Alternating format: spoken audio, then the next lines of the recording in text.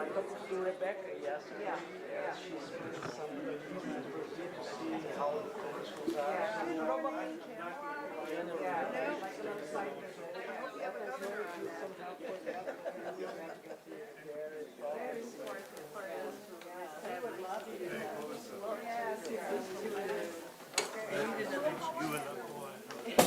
Sorry.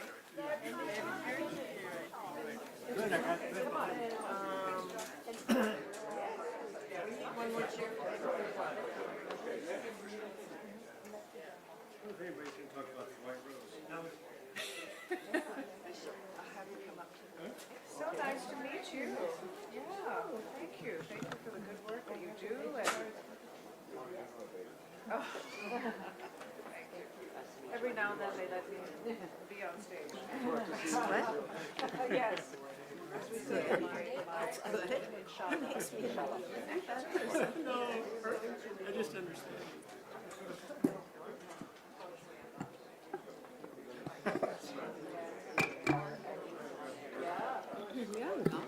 And I haven't got the sense of drama.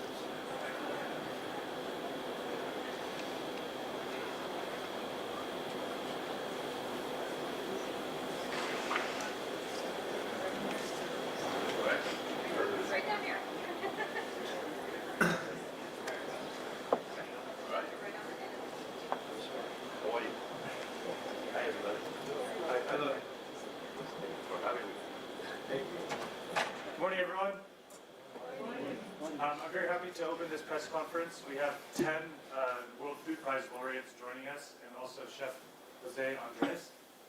They want to talk about the annual laureate letter that they have composed and released jointly. So we're going to start with Chef Andres giving some opening remarks.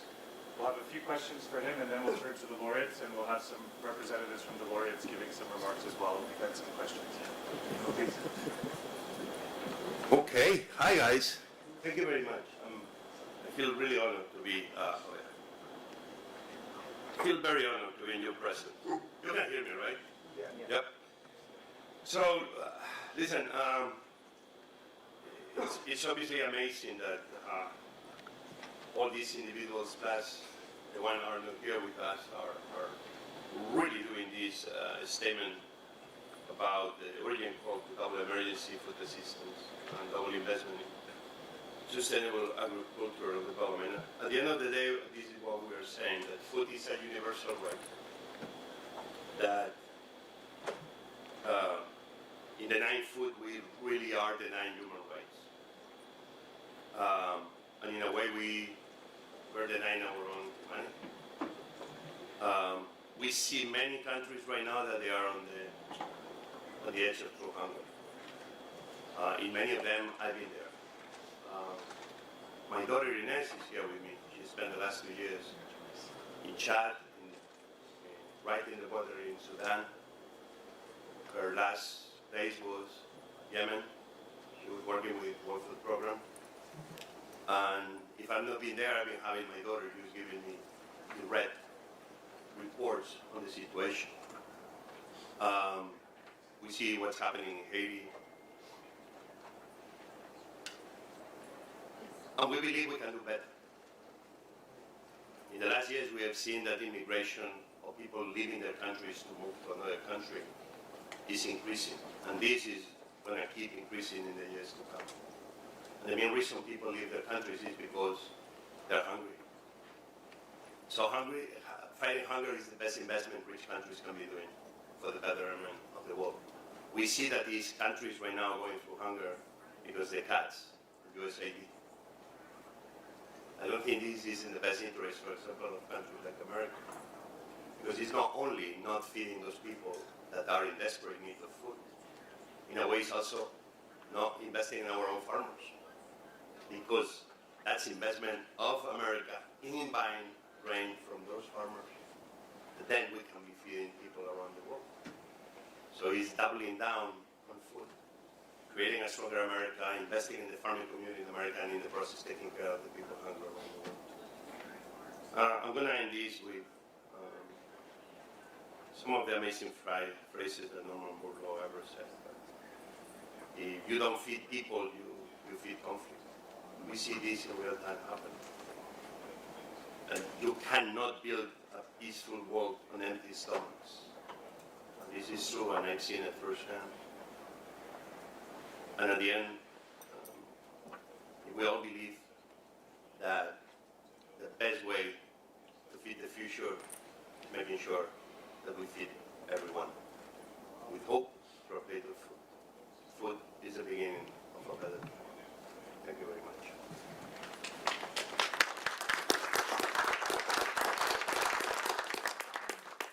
We'll take some initial questions for Chef Andres. I'll prioritize accredited media first, please.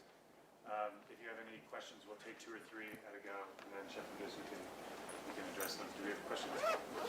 Yes, please, Marcelo.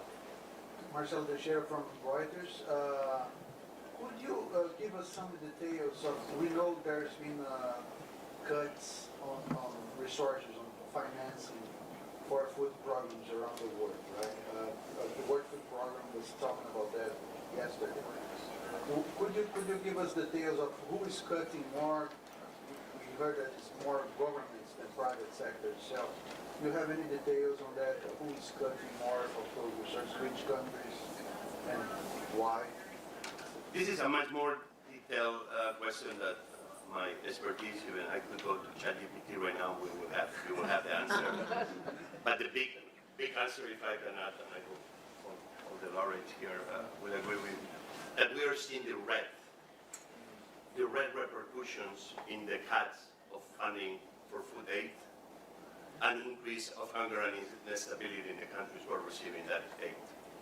And at the same time, we're seeing that farmers in America are suffering indirectly or very directly consequences.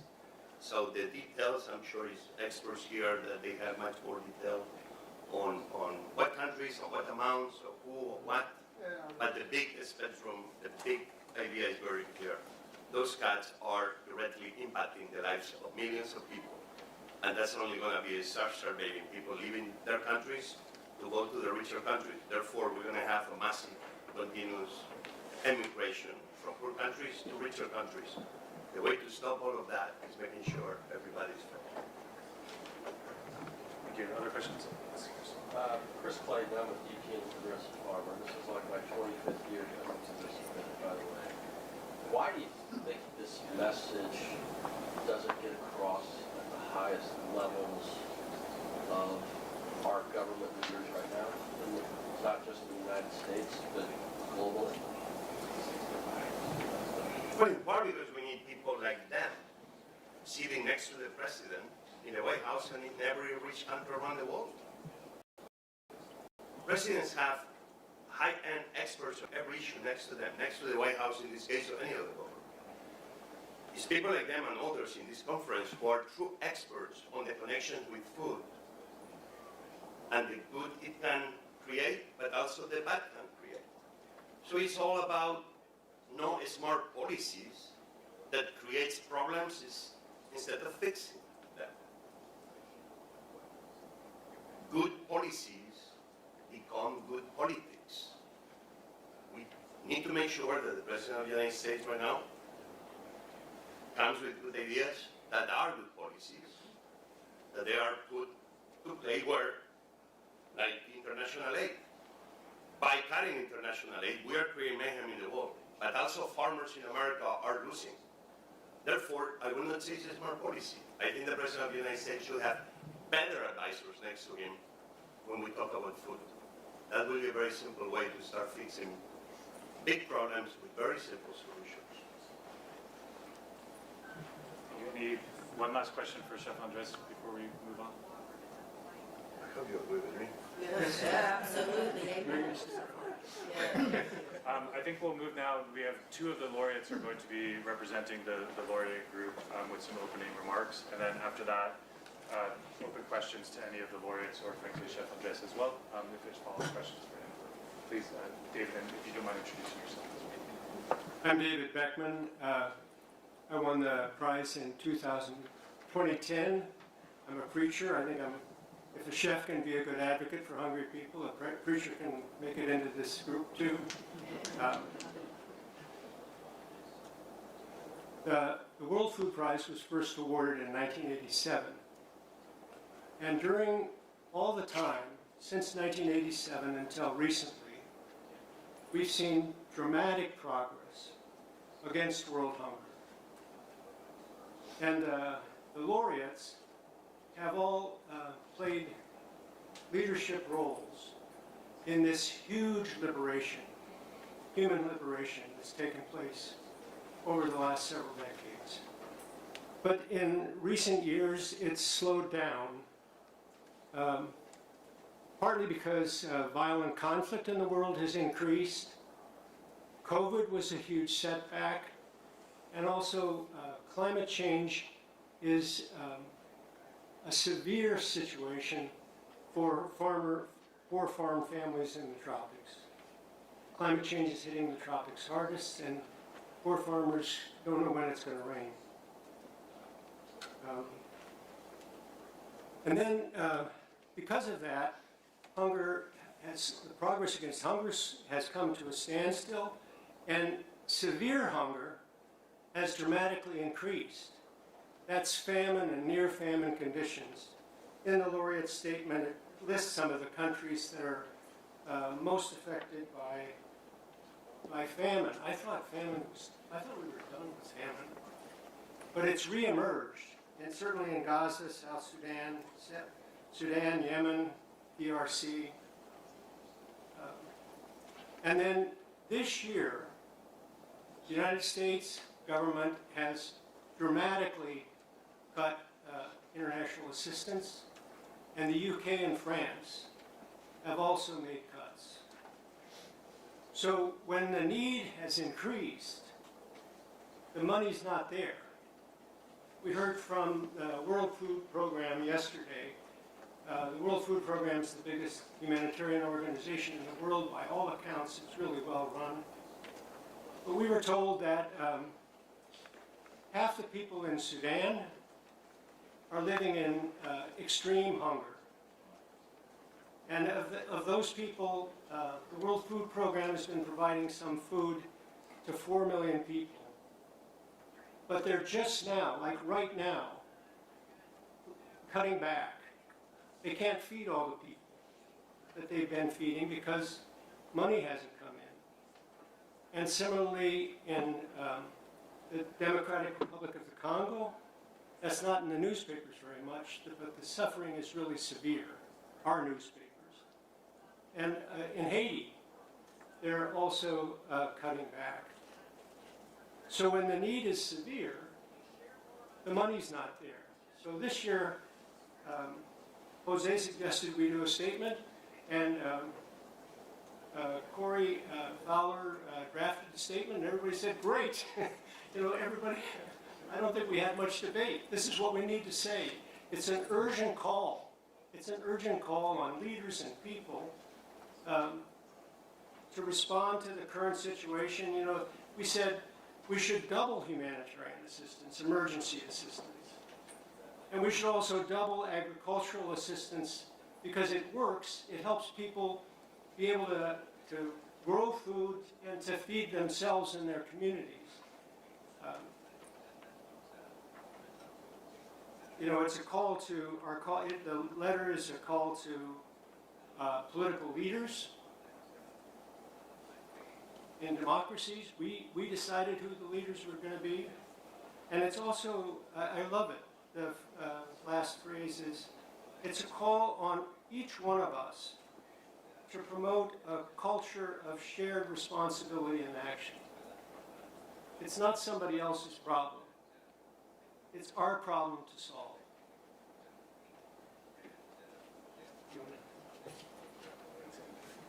Hi, I'm Maria Julia. I have the honor of being the laureate this year. I work with the biologicals in agriculture.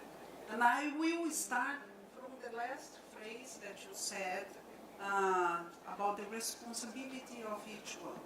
I work a lot with farmers, okay, and I work with biologicals, and I know that farmers, you have to go to show to them, they have to see, and they have to see that's close to them, that they understand. So many people that I know, it's like that. So sometimes we talk just about IT or Gaza, now that we see, but many people, they do not understand that food insecurity can be in the backyard. So an important thing is to show that's everywhere. I was with a driver here in Des Moines, and she said that she was a volunteer here in Des Moines to feed people that had food insecurity. In Brazil, I experienced a very interesting, sad situation. In 2023, we launched the data that we were producing food that could sustain 800 million people. At the same time, another data came that we had 33 million of our population, a little bit more than 200 million, 33 million people in severe food and nutrition insecurity in the country. So how can you be in a country that's the fourth greatest producer in the world and you have 33 million people starving, okay?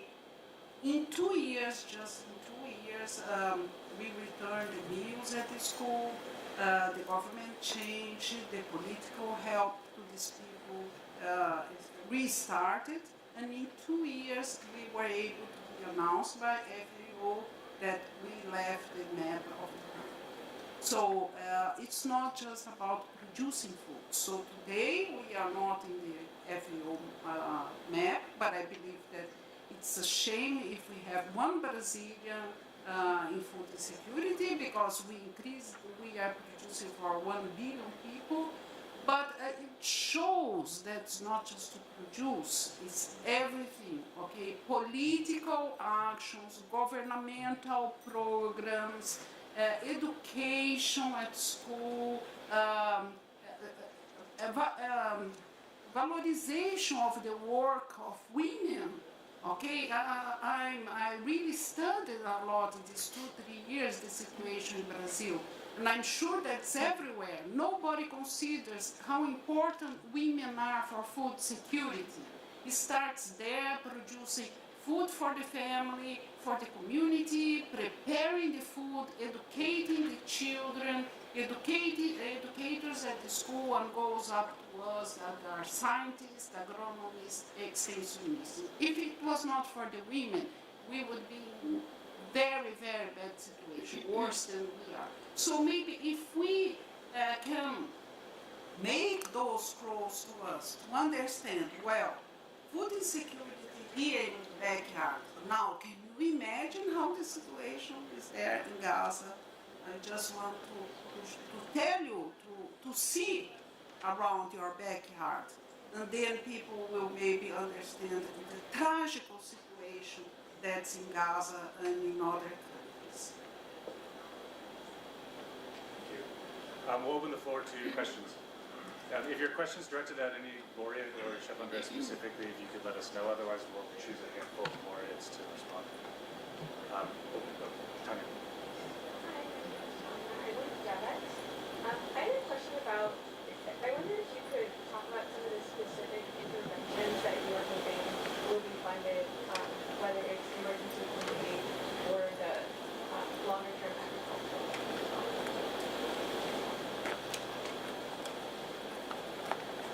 Well, everything, as Chef André Jose said, you know, like meals for example, for the children at the school.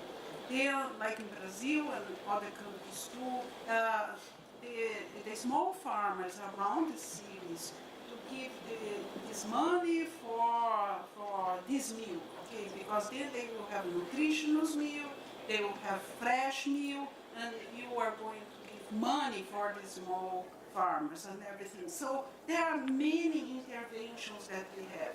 Science, here many of us are really into science. Science is needed in all types of science, okay? Economy, communication, agronomy, so that we can understand, because food security, as I said, is not just a matter of production. It's a matter of many sciences, many types of interventions. So, like, if I produce more and does not reach, the waste, lost and waste of food is crazy. Data show that if we eliminate waste, we can feed 1 billion people.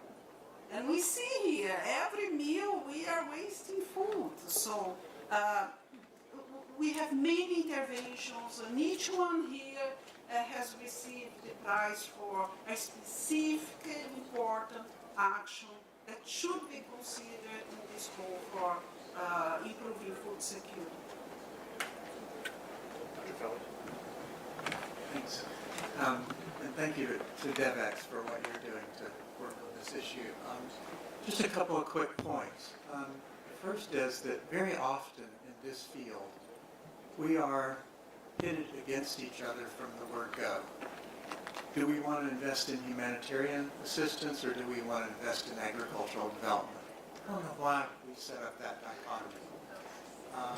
Are we really telling the world you can eat vegetables or you can eat fruit, but not both? Are we saying you can eat today but not tomorrow, or tomorrow but not today? Why do we do that? I'm not sure. The second thing is that I get a little frustrated when I hear people say, well, the world produces enough food, it's just a problem of distribution. Well, the world doesn't produce food. Farmers produce food, and they produce food where people need to eat the food. I've sometimes likened it to the amount of gold in the world. The world has enough gold to distribute about an ounce to every human being on Earth. It's just a distribution problem. We don't talk in those terms. Where we see extreme hunger, we see both a distribution and a production problem. And that's why I think we need to get those two sides together, quit thinking of them as somehow as there being a wall between the two, working together and not assuming that the funding, finance, and support for those different efforts need to come out of the same pot. We need to look at them as not starving Peter to feed Paul. They're part of the same problem, part of the same solution. We don't treat any other large international problem as if we can only solve a piece of it, but not the whole. And if I can add, I personally will request President Trump to reconsider that he was ill-advised on getting rid of USAID. Because diplomatically was the best tool America had for true soft power. And directly was a good investment into American farmers and America taking care of countries around the world.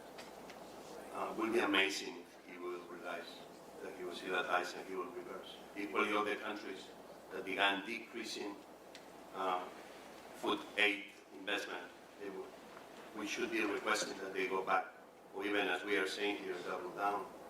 And in a moment that seems everybody is calling for increase in military spending, mainly because what's happening in Ukraine, I would say, well, what we need to do is peace right now, not keep increasing more investment in weapons, and start doing true investment in the future of humanity by investing in food production, creating resilience, and feeding the people where the people live. We need big farms, we need middle-sized farms, and we need also small farms. This is the way to really be not only eradicating hunger, but creating a long-term development in every corner on Earth. These is two things, obviously.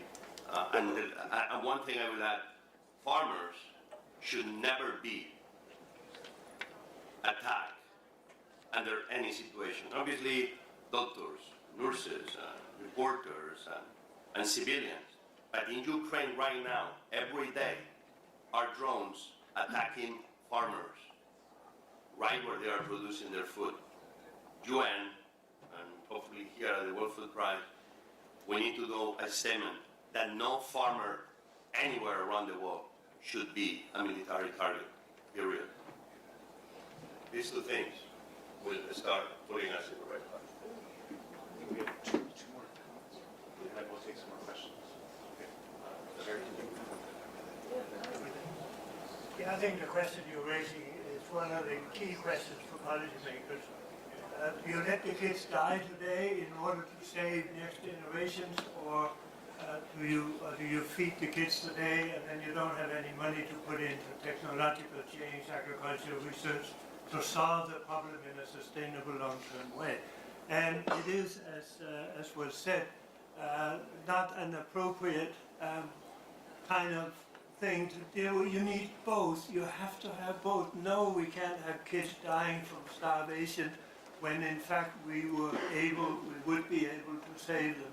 But you cannot put yourself in a position where you, for the next many years, have to continue to deal with acute malnutrition problems. You have to find sustainable solutions, and we can afford both. What we're suggesting from the laureates is focusing on ag research and technological change, and it matters where food is produced. It has to be produced so it generates income for the producing household as well as food for people who need to eat. So you need to look at both, and we can afford both. And anybody who says, no, I can only afford to keep people alive by feeding them a ration every day, is not understanding the issue.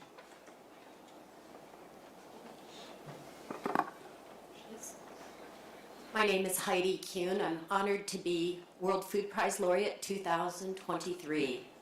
During that month, only a few days before, Hamas had attacked Israel.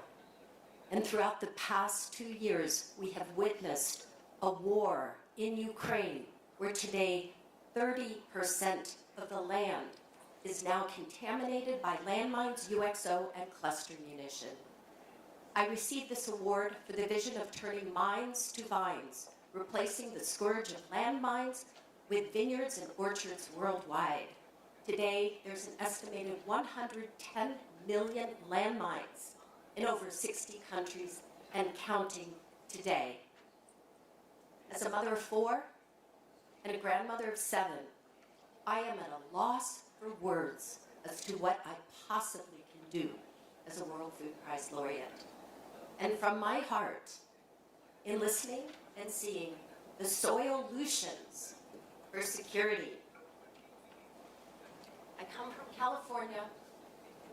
UC Berkeley just established the CUNE Initiative for Post-Conflict Development Studies, and I hold up this white rose as a symbol of the seeds we have in common as opposed to those which separate us, a living symbol of life that grows from the one earth that we share. And yes, there are thorns. We prick our fingers and we bleed, but ultimately, with patience and persistence, there is the beauty of the rose, the fragrance, the touch. And I present this to you for the work that you're doing on behalf of the children and mothers around the world who have no voice. Thank you so much, Chef, and may we feed the children of the world.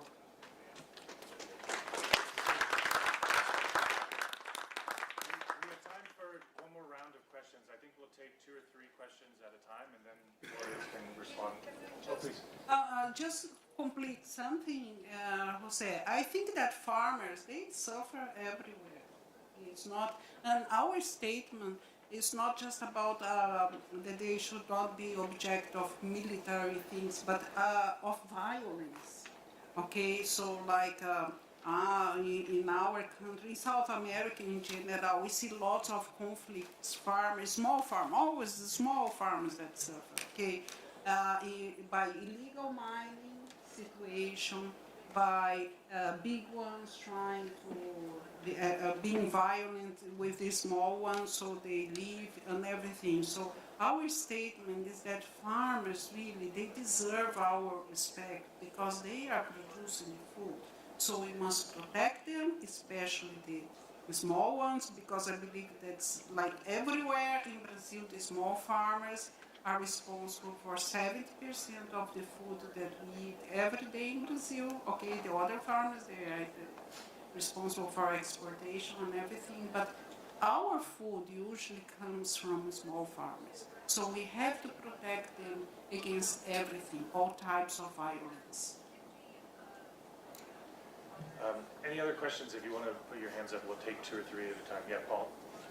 Hi, Paul Newnham from the ESTD. A question just in 2 parts. One, is there hope at the moment? Are you seeing hope? Where do you have hope? And where are you looking for leadership? You mentioned governments, industry, civil society. Many are failing us at the moment. Where are you seeing leadership come from? Okay. I'm going to take a few more questions at a time. Any other questions? Please. So my question is for Dr. Maria. Excellent work. So in the biological side of things, so I believe the future is in our soils, managing our soils properly.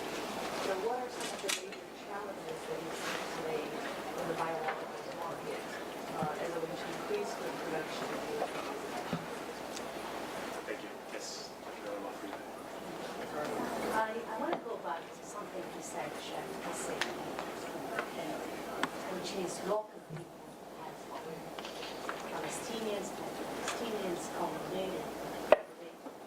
So the data says that we are in conflict and we are a refugee. The average for you to stay in that refugee camp is 70 years. So when people are in a refugee, it's not a matter of days or weeks. So the only way that is sustainable is what you said. It's local people that have it. What they need is mostly efforts. So if you look at any war, the war happens in the cities, but the rural areas sometimes continue producing. So one of the solutions we should really look at is providing seeds, it's providing people with chicken, with whatever it is that we can produce this and have it. So I want to really ask Gloria to tell us, what do you think about it? Maybe our approach of providing food, because you could provide food for few years, it doesn't make sense.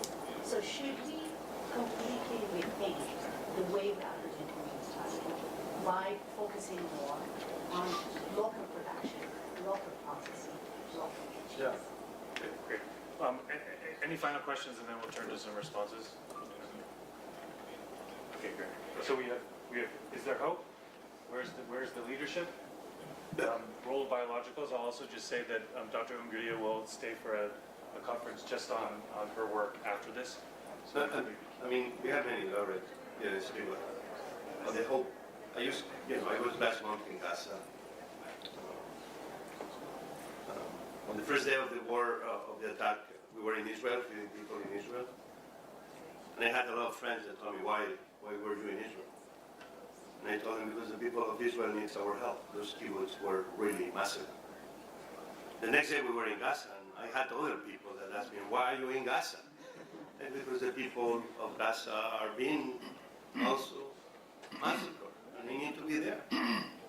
And the hope I saw it in the same day I was hugging mothers, grandmothers, people that lost loved ones in Gaza. And in the same day, in the evening, as I was leaving Gaza, I was doing exactly the same, 10 kilometers away, with mothers. If I did, and both were telling me the same. We want peace. We want to be safe, but we want them to do well, which sometimes we don't read in the press. And if I will tell you those same phrases without telling you if they were Muslims or Jewish, Palestinians or Israelis, you see that what people want is that simple truth. That what is good for them must be good for me. I'm giving you respect and dignity, but I want that respect and dignity back. That's where I believe there is. That's where I believe there is a true chance of hope. And on the, what was the question? Hope, leadership, biologicals, and then local production versus humanitarian. And you mentioned about chicken seeds. I think here, all the laureates, even here we are talking about the instincts of the food world. Me, I only learned by being there, and I know what we do right and I know what we do wrong. When you mentioned seeds in Ukraine, for example, one of the biggest programs we had was the cheapest program was providing seeds to every farmer. But not because Ukraine has no food. Ukraine has plenty of food. It's only Ukraine is at war, and the normal social systems have broke down. What Central Kitchen does, in the meantime, is just cover those shortfalls, those black holes in the system. So we've been providing a lot of seeds from day one. Actually, I think one of the first phone calls I had in Ukraine, was putting Secretary Ilsa in contact with the Secretary of Agriculture in Ukraine on the phone. Why? Because farmers needed help, and nobody better than US to give them help. The chickens front, that's all the thing we've been doing. If you go to Central Kitchen, I know many people here support initiatives like this, but what you're saying is something I think all the laureates will support. Yes, we need to be smarter in the way we provide, not only ending hunger today, which is important, but also doing it in a way that stops hunger long term. This is the only way forward, because money is not eternal, and I believe we can do more even with less. But still we need to put the right investment to make sure we end hunger today, as we are requesting. Let's double down humanitarian aid, food aid in America, around the world. We have 1, 2, 3. Dr. White, please. Oh, thank you. This is Ratan Lal, 2020 laureate. We have heard a lot about hunger. That's very sad. What we have not heard about is hidden hunger. Hidden hunger affects 3 billion people. That's deficiency of protein, macronutrients, vitamins, and that affects health of children, young mothers, elderly people, especially in developing countries. We should not forget. Therefore, rather than producing more food, let's produce nutritionally rich. That's very important. Nutrition sensitive. And so that we can take care of the hidden hunger problem. The other part that was mentioned by local food production, I fully agree. During the COVID-19 time, the distribution was a problem. And one of the solutions that came up very open, home garden. Even if you can grow one tomato, one cucumber, one pepper, a little home garden, that will go a long way. One home, one garden, a very good start to that. Africa suffered. The question has come, why Africa bypassed the generation? And the problem is political wisdom. That's what's Yes, I want to go back to the very tough issue of leadership, because that is the elephant in the room, isn't it? But what gives me hope, I was 2016 laureate. I'm based in Nairobi, Kenya. And throughout Africa, you are seeing young people speak up. And I think young people are standing up and demanding their democratic rights and becoming a voice for change and anti-corruption. And these youth need support for that leadership to develop among them and start to take off for better governance, because we know with democracy they will have a stronger future. And we're seeing the beginning also of new emerging, I think you've seen them here at the World Food Prize, the Minister of Agriculture of Sierra Leone, the Minister of Agriculture of Ghana. They've recognized the potential for agriculture to be a driving force for economic growth, providing jobs for the youth that need jobs to have stability and a bright future for the world. So I see the real potential for new leadership emerging on the African continent. And of course, we hope that youth will be the future of new leadership in many countries. My name is Howard Bouis, and with Jan, I was a 2016 laureate. I'm retired now, but I live in the Philippines, and I teach a course, Economics of Food and Nutrition, at the Agricultural University in Los Baños. I just want to make the point that there are many different faces of hunger. In the Philippines, in high-income groups, stunting is not a problem. There's plenty of good food in the markets. I eat well. But in the low-income groups, 40% of the children are stunted. Mothers cannot eat well if they're poor. Those 40% of children are stunted because the mothers are not eating well. Someone asked a question about one specific intervention that we might like to see implemented. In the Philippines, golden rice was implemented. It was being commercialized for 2 years. It would double the vitamin A intakes of the poor. What you don't know is it also it's high in zinc and high in iron. It would more than double the zinc intakes of the poor. It would add 25% of the iron intakes of the poor. It sells for the same price as high yielding as normal rice. Greenpeace came in, did a legal action. It's now regulated, it's now illegal, it's now sitting on the shelf. And donors are tired. They've been funding golden rice for many years. They're tired. In 2020, there's no more funding. Golden rice will be mothballed in 2026. And that's terrible. And it should be implemented.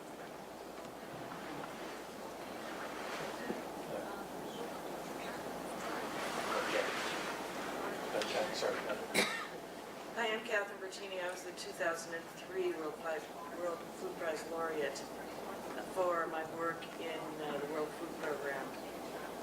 I spoke in Beijing in 1995, the International Women's Conference, 30 years ago. and the speech started, "Women eat last." Then I went on to say how important it was that women eat first and that we consult with women about the needs of the family, because all of the feeding that we might do around the world and all of the distribution of food we might have is not as important as focusing on the household and who actually in the household is empowered to feed the family. And the answer that was then, was 30 years before, and is today, women. But we haven't learned this lesson yet, to put women front and center in the fight against hunger. And that doesn't mean women as leaders, although it's nice that we have them.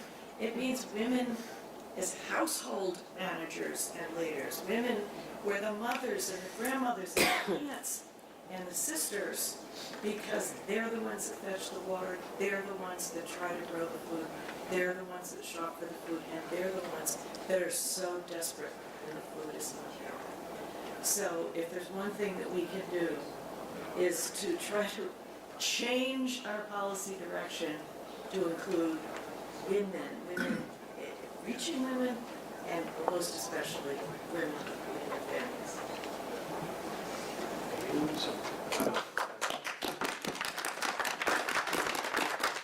Talking about leadership, I think that we should change our minds. Leaderships, for me, it's kind of past. In South America, we love leaders. It has been a disaster. Why? By studying this problem of numbers in Brazil, I studied a lot and talked to many people, also from other countries, and I have learned that the problem is not, we do not need a leadership. We have to work together. All sectors are extremely important. It's like, it's easy if you say, no, it's just the government, then the other ones will not do anything. So we need the public sector as much as we need the private sector and as much as we need the third sector. If we do not work together, we will not go anywhere. So to nominate a leader, a leadership can put the other ones in a stage that will not contribute. And regarding also the production, I imagine that should be very difficult for somebody with a food insecurity that doesn't know if you have a piece of bread in one day to produce that food. So we have to have a system producing locally, and then the biologicals, they are great helpers in that because they have low cost, they help you to recover the degraded areas and everything. So we have indeed to have local production systems, but I believe that people that are not starving, that should take that action, again, probably government, third sector and private sector to do that. But let's forget about just one leader. Let's work, everybody has responsibility. Maybe two more remarks and then we'll wrap up.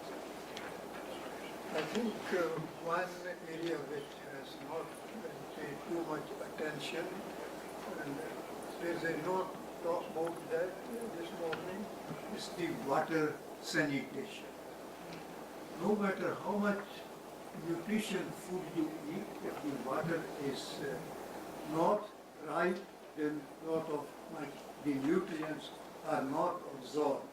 And we had a very good demonstration yesterday, the importance of water sanitation and how you can, with the minimum investment, improve the quality of water.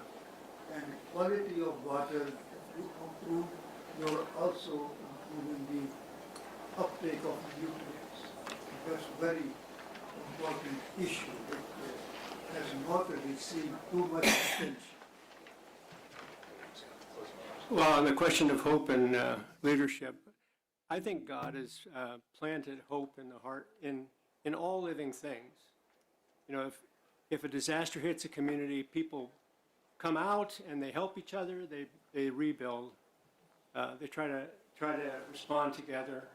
Also, if you cut down a tree, the sprouts come out of the stump. You know, it's just in us to hope.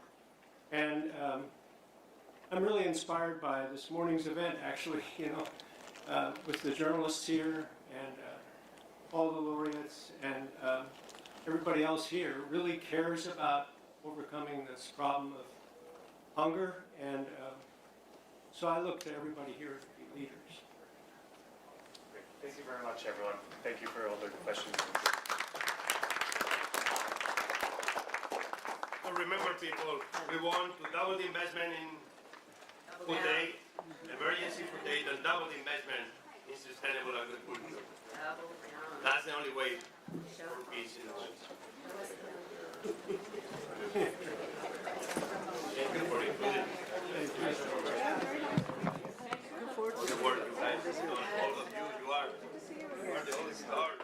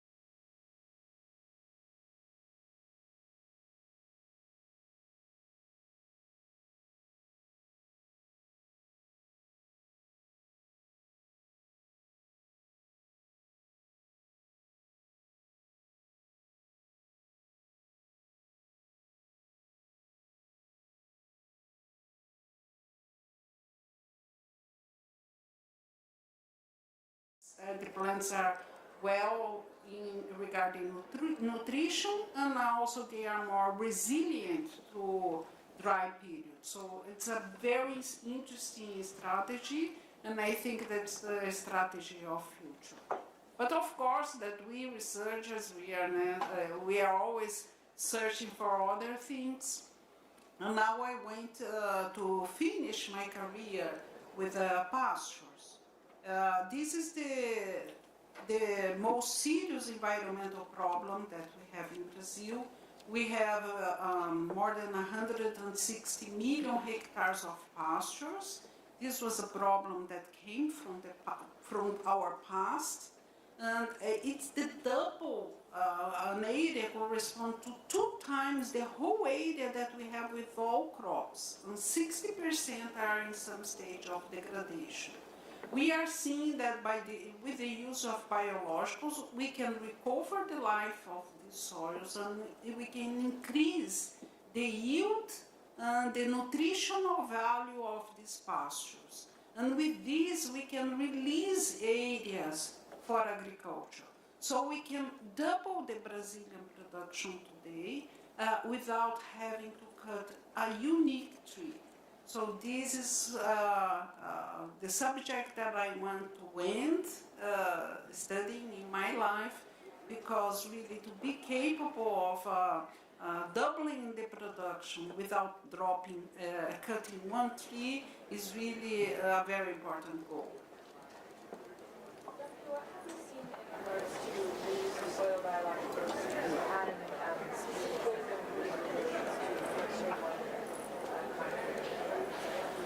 Yes, and I've seen many solutions. There are lots of things being tried, including genomic editing of plants. It's something that we have to work very hard, because the drought periods are here everywhere and getting worse every year.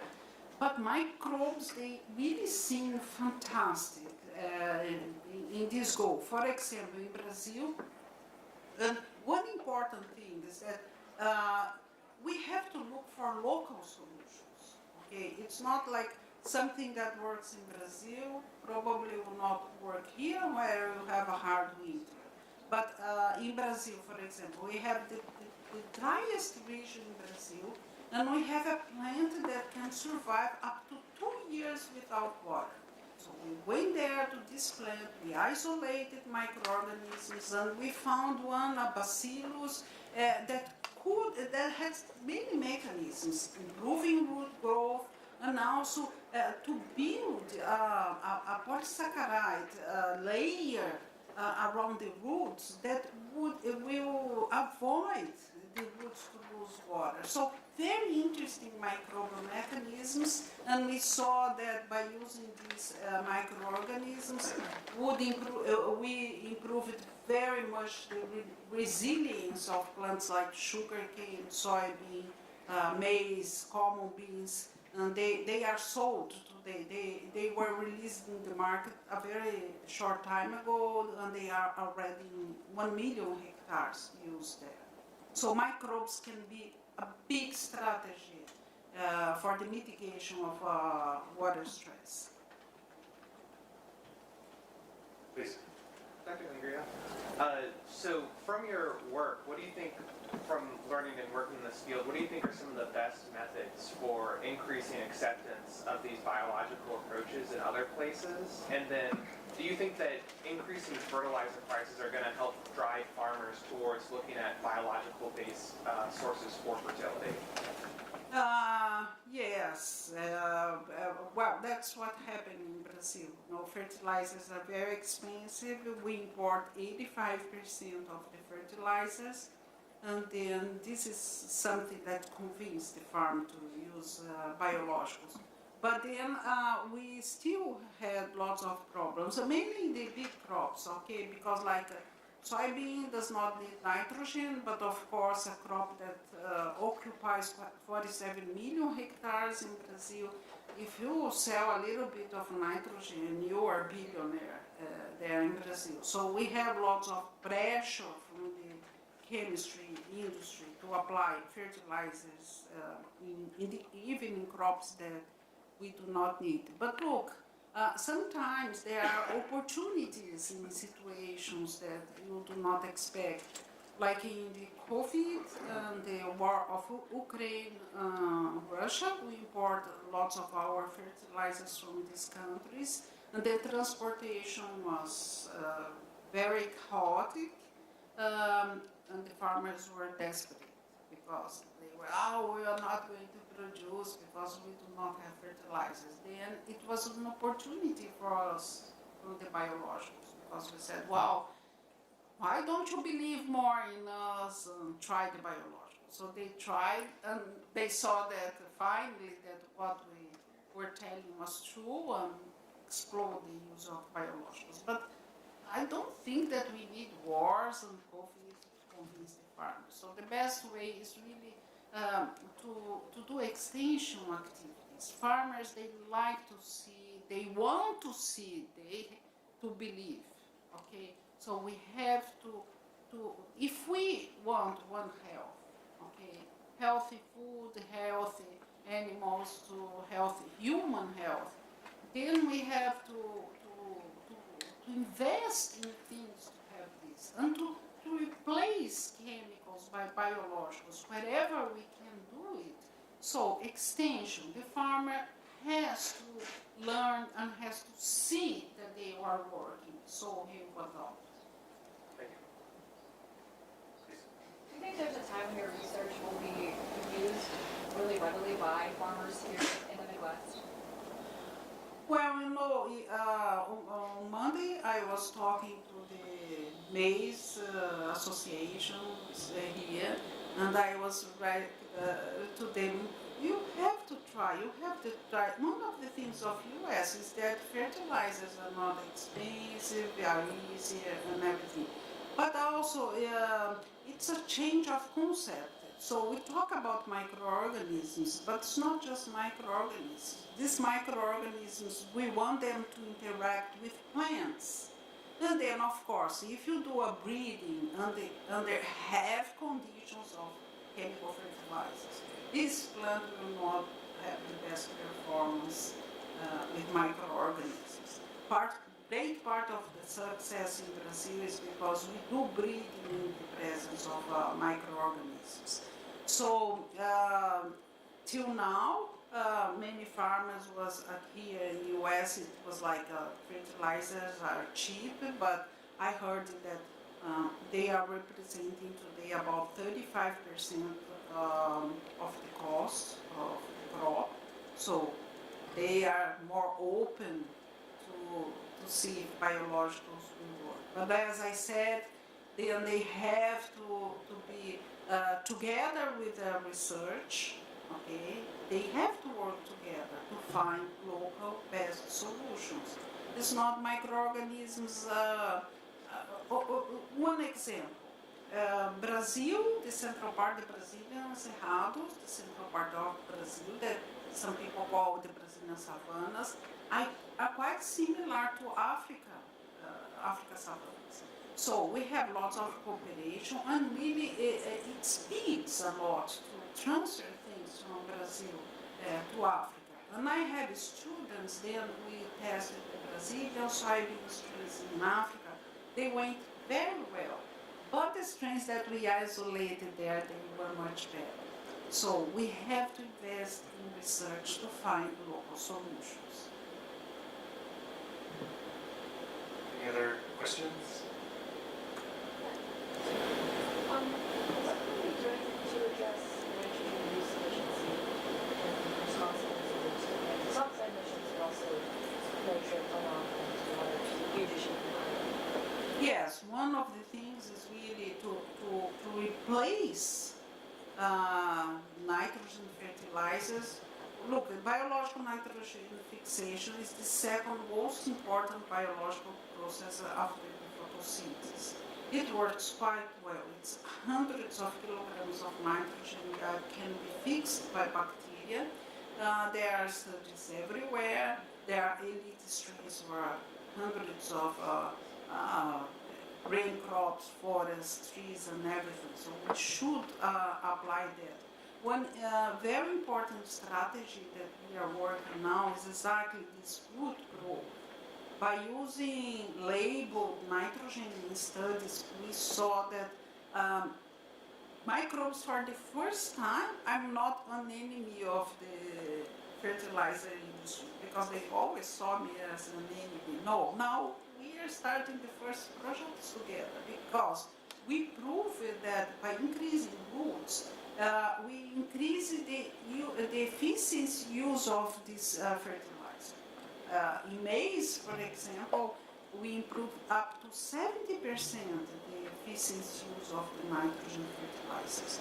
And the industries of fertilizers, they also are very worried about more efficient use of these fertilizers. It's a goal that they have now. So they are working with new formulation, ways of applying differently, because we lose a lot. Nitrogen and potassium is usually 50%. In our tropical conditions, phosphorus, we just take advantage of 15%, so very low.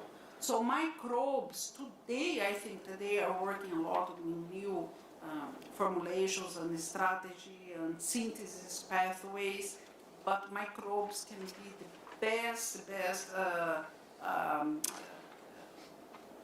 to help in this process of increasing the use efficiency of chemical fertilizers. Other questions? I actually have a question. If I remember correctly, you talked about facing skepticism early in your career for the research area that you wanted to pursue. Do you see any equivalent research areas now in that same domain?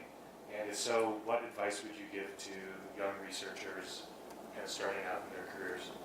Yeah, when I started a long time ago I studied agronomy, started in 1976.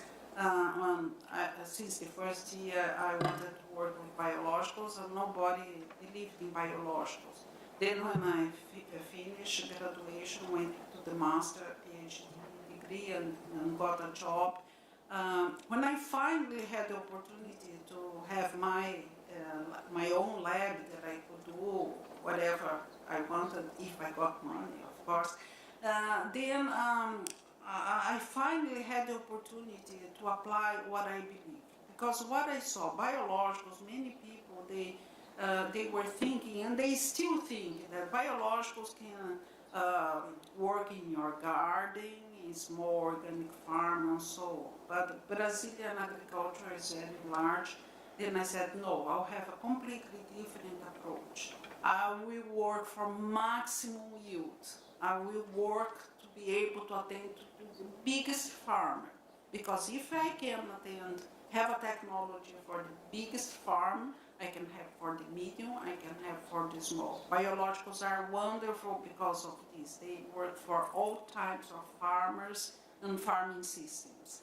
And so this, you have to do lots of research to have that, okay? So, because I know farmers that I cannot reach the farm and say, look, you are going to use biologicals, your soil health is going to improve, you are going to reduce the emission of greenhouse gas, but you have to produce a little bit less. The farmer does not accept, and it's okay, because he has to have the profit to live. So we have to work with biologicals thinking big, okay, not thinking small. It's something of the nature of each person. Nobody believed in me for years and decades and everything, but I knew that I should continue to work because I believed in that. So just go on with your beliefs and work hard. One day things will work out.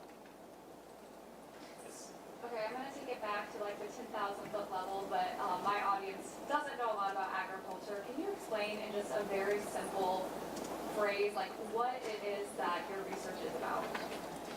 Well, it's about contributions that all plants, everybody, all living plants, animals, and so on, need nutrients, okay, you know. And one nutrient, the nutrient that we need more is nitrogen, because nitrogen is part of our DNA, RNA, amino acids, proteins, and several other molecules. So we need lots and lots of nitrogen. And then what happens? Life is unfair sometimes. So the air here that we are breathing, 78% is of nitrogen. But these are 2 atoms of nitrogen that no plant or animal or human being can break. It's very strong. But some bacteria that evolved billions of years ago, they have a powerful enzyme that can break this nitrogen, and they use. When the plants appeared on Earth, because at that time they were just microorganisms, these microorganisms approach the plants on different grades of interaction. And it's like they had a conversation, like, look, I'll give you some nitrogen, but then you give me some carbon of your photosynthesis because I want energy and so on. So this is the biological nitrogen fixation, this interaction that occurred with this bacteria, with this plant. And there are several grades of interaction, so some are best friends like legumes with rhizomes, some are more or less friends, okay, such as with grasses, but they can contribute with up to the whole nitrogen that the plant needs, as is the case of the soybean. So we work, we work, as I said, with other biological process too, but this is a major process that we work because we need lots of nitrogen, and it's the process that can contribute with lots of nitrogen for free. This nitrogen, as its evolution is not lost by leaching, will not pollute water, and there is no emission of greenhouse gases.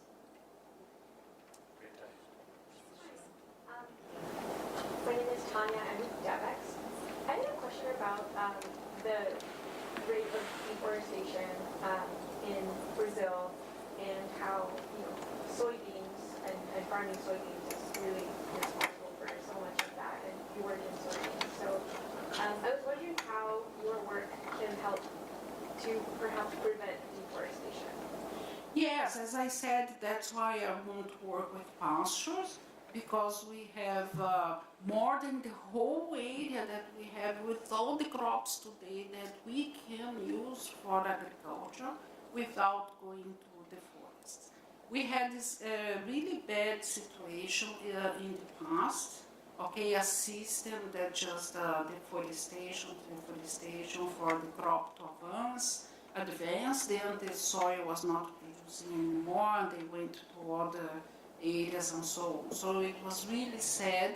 We recognize that, but today we are taking many actions to avoid that. So, for example, we have a very strict legislation, like the Amazon.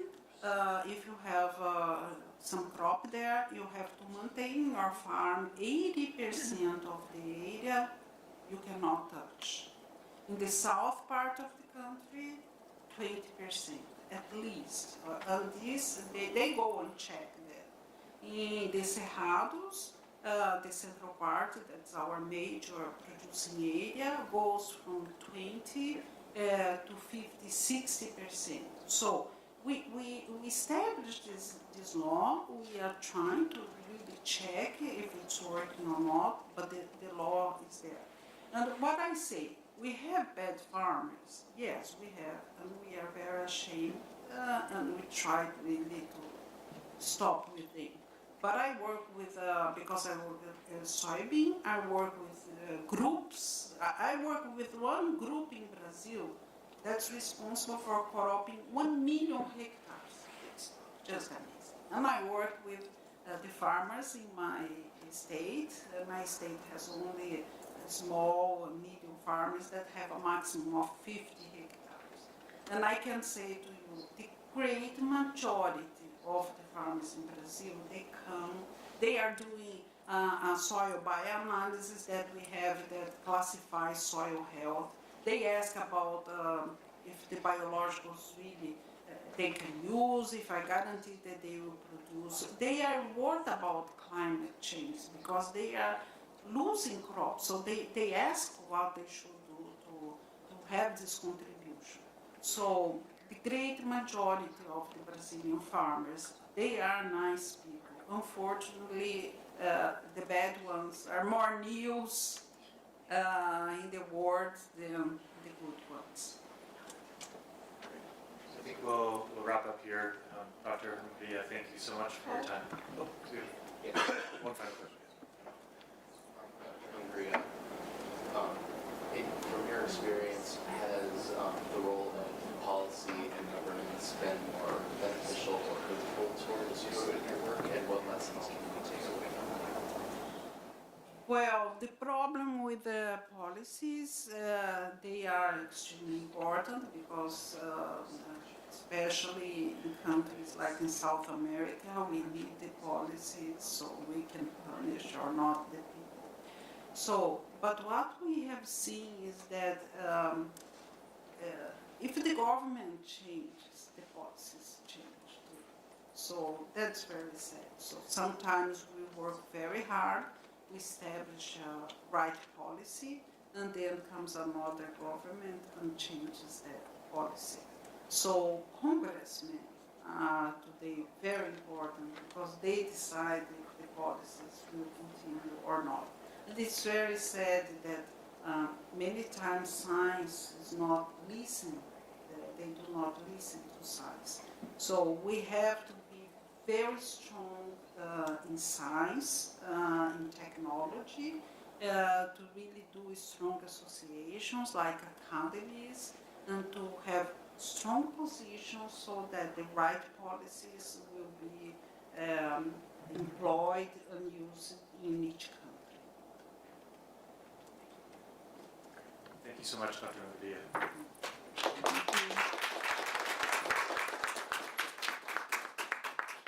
We'll be having a press conference just now as well with the winner of the Borlaug Award for Field Research and Application, we call it the BFA Award, Derek Barchinger. So we'll bring him in now. If you have any questions, let me just get him now.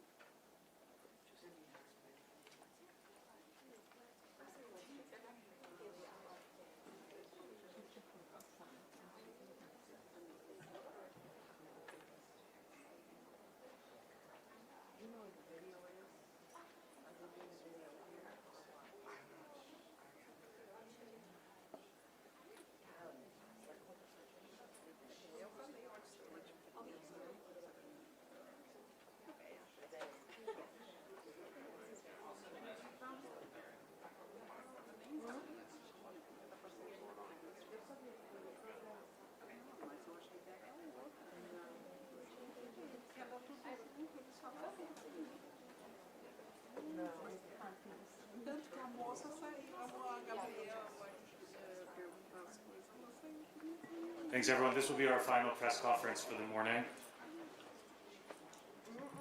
I'm delighted to introduce you to Dr. Derek Barchinger. He's the 2025 recipient of the Norman E. Borlaug Award for Field Research and Application, endowed by the Rockefeller Foundation.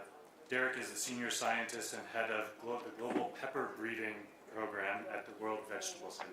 Right around the corner. So we're delighted to have you here, Derek, and congratulations. If you have any questions, please feel free to ask.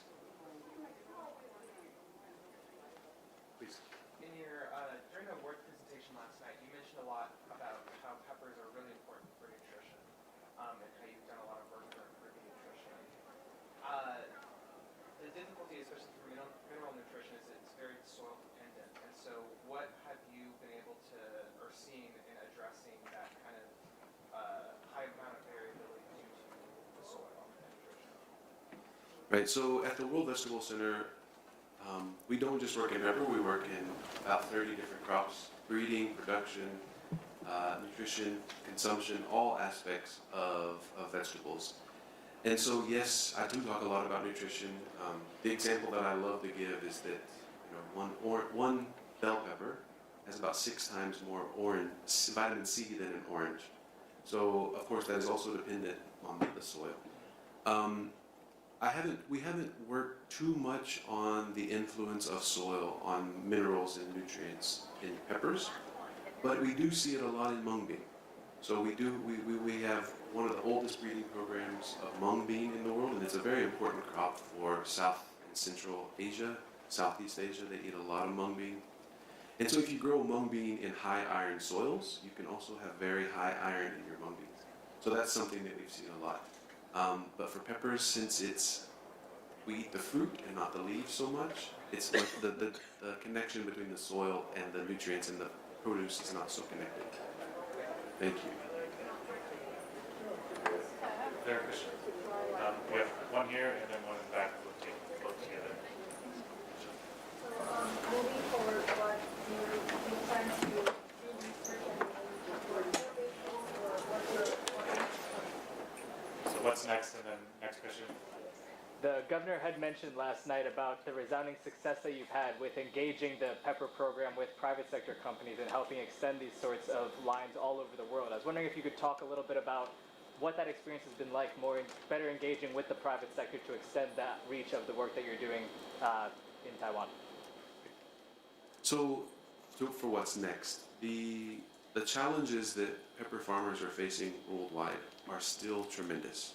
There's still so many areas of research that we have to tackle and work on. So it seems like, and it's a job security, I think, but whenever we tackle one problem, another one comes. So it's a big issue. We have right now huge issues with thrips. It's a small arthropod insect pest that causes devastating problems with chili. And it just sprung up in 2022 in South Asia and became the #1 problem on everyone's mind. So we're right now tackling thrips, but in the past it was pagomovirus or anthracnose. So there's so many issues that we have to work on. Of course, developing and disseminating varieties as quickly as possible is our main goal.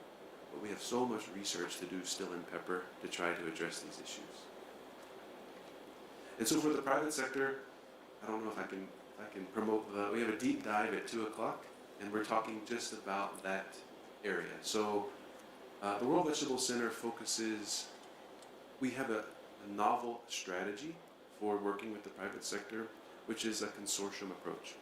So we will link our institution with a large number of companies through a consortium, and there's a benefit sharing that occurs. So they fund our research, and they also get early access to some of the materials that we develop, and we also co-design and co-fund research projects together. And we're only able to do that through our consortium. So we have 2 right now, the Asia Pacific Seed Association Consortium, and then the African Vegetable Plant Breeding Consortium in Africa. And so that's really the strategy that we've taken, and it's been hugely beneficial for me and also for farmers. And the reason it's beneficial to me is because I'm really able to tap into the problems that are facing farmers quickly. I think no one really understands the challenges that farmers face than the people who sell the farmers the seed. And they understand they're always talking to farmers because they're marketing their product. So they know what challenges farmers are facing. So being able to access that information from our consortia companies has been hugely beneficial. And of course, in Asia, not so much in Africa, or to a lesser extent in Africa, but in Asia, about 85% of vegetable seed is sold by the private sector. So in Africa, we have much more informal seed systems, mixed seed systems, but in Asia, it's very privatized for vegetables. And so being able to reach impact basically has to be done through the private sector. Other questions? Peppers are obviously a very culturally, culinarily important thing for these areas that you're working in. How have you addressed acceptance of these areas that you're developing these new varieties for? Right, that's an excellent question. So again, a lot of that is with the private sector. They tell us what, we call it market segmentation or target product profiles. that are needed for what area. So they will say there's a huge problem for yellow habanero in northern Nigeria, for example. And so we can gather that information and test our material and see what's possible. We also work closely with the CGIR on market intelligence, Breeding for Tomorrow programs, to gather market intelligence data, understand what consumers need, what farmers need, what processors need. So pepper, compared to other vegetables, is a little unique in that it's a globally traded commodity. So India, for example, is a huge exporter of dry red chili and chili powder.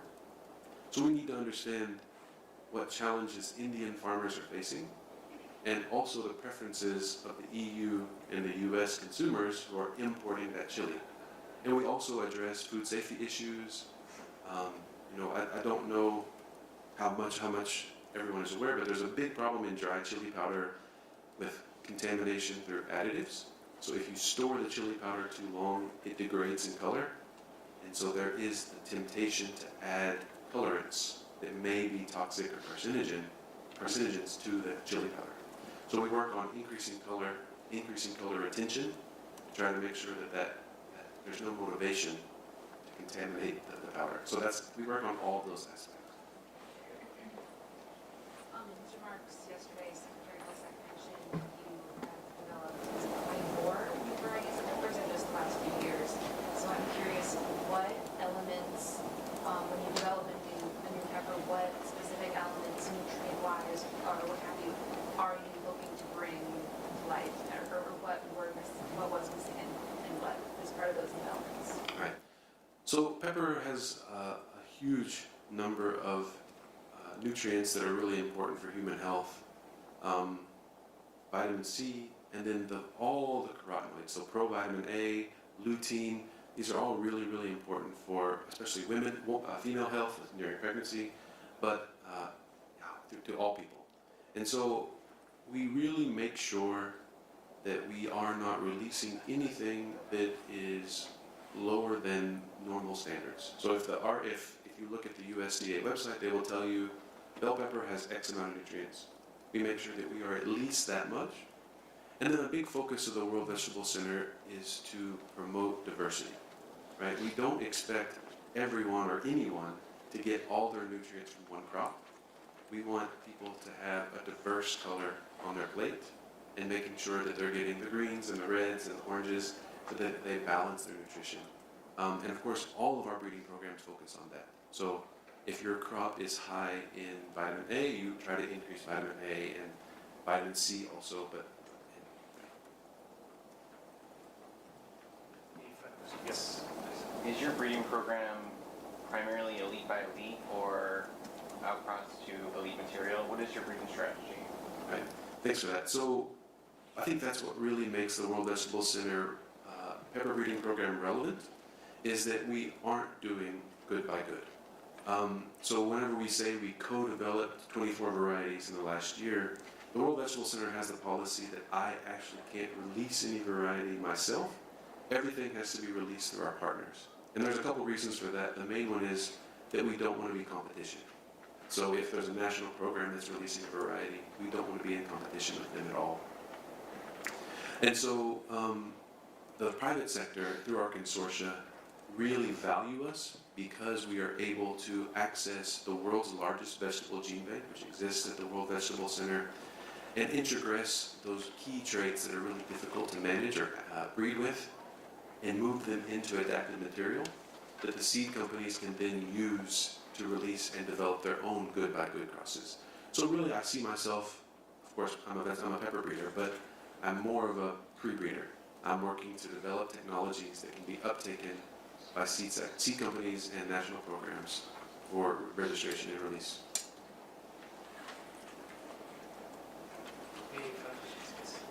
What advice would you give to the young researchers? Right. So I just actually came from the Global Youth Institute, and I gave this same answer.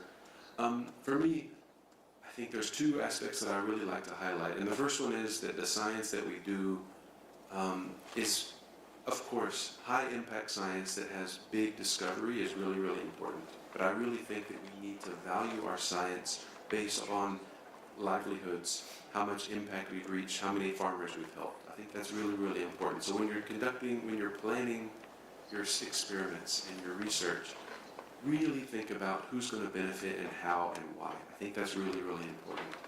And the other thing that I think is also interesting, or that's been really helpful for me, is finding your passion, right?